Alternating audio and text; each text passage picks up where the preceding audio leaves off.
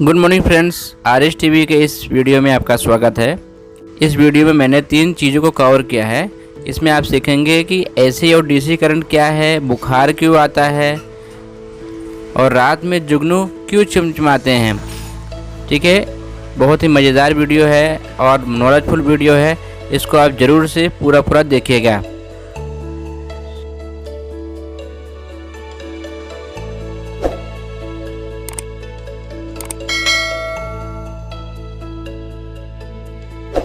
बिजली के कितने प्रकार होते हैं?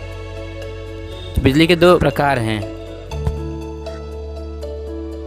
पहला डीसी करंट और दूसरा एसी करंट। अब दोनों में मैं अंतर बताता हूँ आपको मैं। पहला डीसी करंट।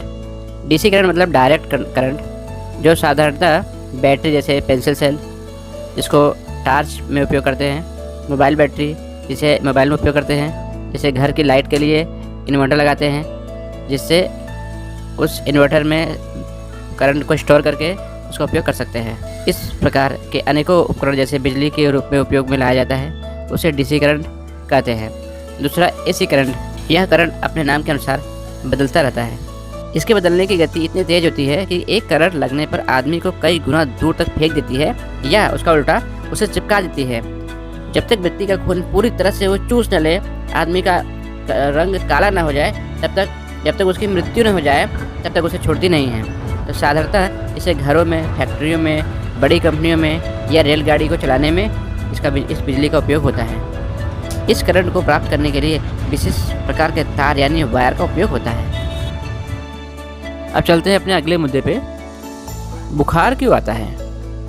आमतौर पर हमारे शरीर का तापमान 98 से लेकर 99 फ़ारेनहाइट के बीच होता है, लेकिन कभी हमारी लापरवाही या मौसम असंतुलन की वजह से जीवाणुओं के हमले के कारण शरीर की क्रियाओं के बीच संतुलन बिगड़ जाता है, जिसमें हमारे शरीर को अधिक एंजाइम, हार्मोन या अतिरिक्त रक्त कणिकाएं पैदा करनी पड़ती हैं। ये सब बीमारियों से मुकाबला शुरू हो जाता है।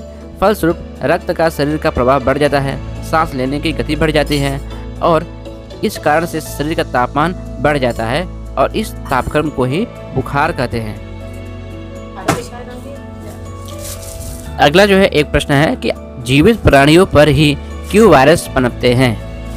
वायरस ऐसे सूक्ष्म जीव होते हैं जो हमें आंखों से दिखाई नहीं देते हैं। ये अपने आकार प्रकार से बहुत सरल होते हैं और इनकी सरलता का अंदाज उनकी बनावट से लगाया जाता है। वायरस पर प्रोटीन की एक परत होती है, जिन पर डीएनए या आरएनए बहुत कम मात्रा में होते हैं। इस प्रकार इसमें जीवित की विविध प्रक्रियाओं के करने के लिए कोई व्यवस्था नहीं होती है।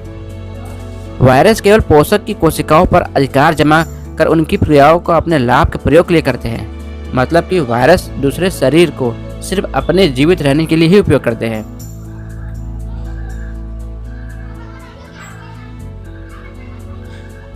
इंसान की मृत्यु जब तक न हो जाए जब तक वायरस उनके शरीर में अपने काम करने के लिए रहते हैं, तब से नए पोषक की तलाश में निकल पड़ते हैं। जब वायरस जिस शरीर पे हावी हुआ है उसकी मृत्यु हो जाए, तब वह वायरस निकल करके दूसरे शरीर पे हावी होने के लिए निकल पड़ते हैं। तो इस प्रकार वायरस एक परजीवी पोषक है और अपने जीवन के लिए जीवित प्राणियों पर ही पनपते हैं। तो आप समझ गए होंगे कि जीवित प्राणियों पर ही क्यों ये वायरस पनपते हैं। रोगी के कमरे में फूलों का गुलदस्ता या पौधा क्यों नहीं रखा जाता? अस्पताल हो या घर, आपने अक्सर देखा होगा कि डॉक्टर रोगी के कमरे में फूल को अधिक देर तक रखने की मनाही करते हैं, खास तौर पर रात के समय। ऐसा इसलिए हो जाता है क्योंकि गुलदस्ते के फूलों में जीवन होता है और गमले में लगा पौधा भी जीवित होता है। उन रात के समय प्रकाश के अभाव में तेजी से श्वसन क्रिया होती है और इस क्रिया के फलस्वरूप कार्बन डाइऑक्साइड गैस निकलती है। इसी प्रकार रोगी की श्वसन क्रिया में भी कार्बन डाइऑक्साइड ही निकलती है। इन दोनों श्वसन क्रियाओं से कमरे के वातावरण में कार्बन डाइऑक्साइड गैस की अधिकता हो जाती है, जिससे रोगी के स्वास्थ्य पे बुरा असर पड़ता है। तो अब आप समझ गए होंगे कि रोगी के कमरे में फूल का गुलदस्ता क्यों नहीं रखा जाता। अगला एक जो है बहुत ही इंटरेस्टिंग फैक्ट है, रात में जुगनू क्यों चमकते हैं? रात अंधेरी हो तो जुगनू का बारी बारी से चमकना और बंद होना रोमांचक और मनोहारी होता है। जुगनू लगातार नहीं चमकते, बल्कि एक निश्चित अंतराल में ही चमकते हैं। वैज्ञानिक रॉबर्ट बायल ने सन 1667 में सबसे पहले कीटों से पैदा होने वाली रोशनी की खोज की थी। जुगनुओं की कुछ प्रजातियों में काफ़ी रोशनी पैदा होती है और ऐसे किस्में दक्षिण अमेरिका और वेस्ट इंडीज में ज़्यादा पाई जाती हैं। गौर मतलब है कि रोशनी पैदा करने वाले कीटों की करीब 1000 प्रजातियां खोजी जा चुकी है, जिसमें कुछ बैक्टीरिया, कुछ मछलियों, कुछ किस्म के शैवाल, कुछ घोंगे, कुछ केकड़े भी रोशनी पैदा करते हैं। लेकिन इसमें सबसे ज़्यादा अगर कोई फेमस है तो वह है जुगनू। हमारे यहाँ पाया जाने वाला जुगनू कोई आधे इंच का होता है। वह पतला और चपटा या सिलेटे भूरे रंग का होता है। नर जुगनू ही पंख होते हैं, मादा जुगनू के पंख नहीं होते हैं। इसके कारण वो उड़ नहीं सकते हैं। वह उड़ते हुए साथी को रोशनी के चमकने और बुझने की लय की मदद से मादा जुगनू पहचान लेते हैं। मादा चमकती तो है लेकिन किसी स्थान पर बैठी होती है। जुगनू की आंखें बड़ी स्पर्शक, लंबी और टांगें छोटी होती हैं। जुगनू जमीन के अंदर या पेड़ की छाल में अंडे देती है। इसका मुख्य भोजन कीड़े और वनस्पति हैं। जुगनू के शरीर के नीचे और पेट में चमड़ी का ठीक नीचे कुछ हिस्सा रोशनी पैदा करने वाले अंग होते हैं। इन अंगों में कुछ रसायन होता है।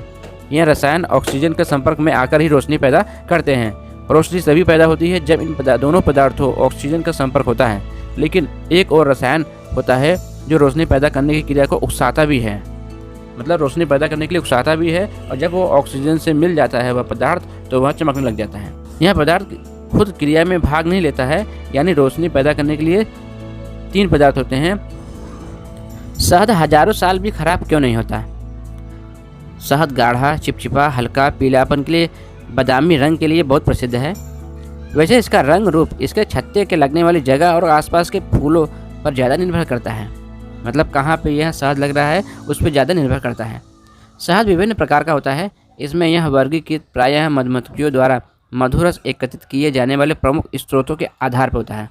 इसके अतिरिक्त शहद के संसाधन और शोधन की क्रिया में आधार भी किया जाता है। शहद के विशिष्ट तत्वों का संयोजन उसमें बनने वाली मधुमक्खियों और उन्हें उपलब्ध पुष्पों पर निर्भर करता है। शहद हल्का होता है। इसे जिस चीज़ के साथ लिया जाता है उसी प्रकार का प्रभाव दिखाई देता है। शहद पर देश, काल, जंगल का प्रभाव पड़ता है। अतः इस रंग, रूप, स्वाद में अंतर रहता है। इसका मतलब हुआ कि शहद कहाँ बन रहा है, जंगल में बन रहा है, किस देश में बन रहा है। अगर नीम के पेड़ पर बन रहा है तो नीम के पेड़ का गुण उसके अंदर आ जाएगा। अगर जो है किसी दूसरी जगह बन रहा है जहाँ पे कोई पेड़ और नहीं है, आम का पेड़ है, तो उस जगह का गुण उसके अंदर आ जाता है। आयुर्वेद में ऐसी मान्यता है कि अलग अलग स्थानों पर लगने वाले छत्तों के शहद के गुण वृक्षों के आधार पर होते हैं। जैसे नीम पर लगे शहद आँखों के लिए, जामुन के ऊपर शहद सहजने का हृदयवात तथा रक्तचाप के लिए बहुत ही बेहतर है। मैं इस वीडियो से कुछ न कुछ तो सीखा होगा, तो अगर मैं इस वीडियो को अच्छे से बता पाऊँ तो कम से कम 1 लाइक तो बनता है। वीडियो को पूरा देखने के लिए आपका धन्यवाद। अब मिलते हैं अगले वीडियो में।